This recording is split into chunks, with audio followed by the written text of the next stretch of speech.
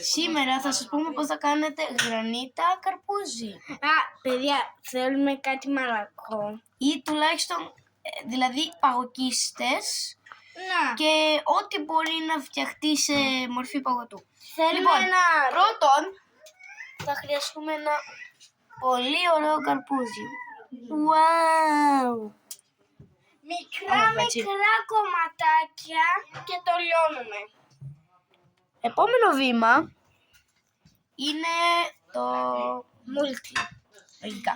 Πρέπει να το αφήσετε μία μέρα να σας πω από τώρα και κοιτάξτε πώς βγήκε το ένα. Είναι το μούλτι, όπως είπαμε. Κοιτάξτε το και μούλτι. μόνοι σας. Εδώ είναι τα κομμάτια. Το κοιτάξτε.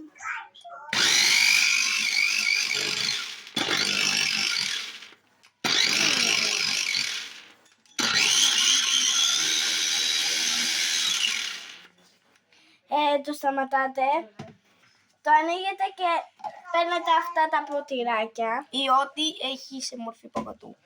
Μπορείτε να το κάνετε και σε παγοκίστες, δεν έχει κανένα πρόβλημα η συνταγή.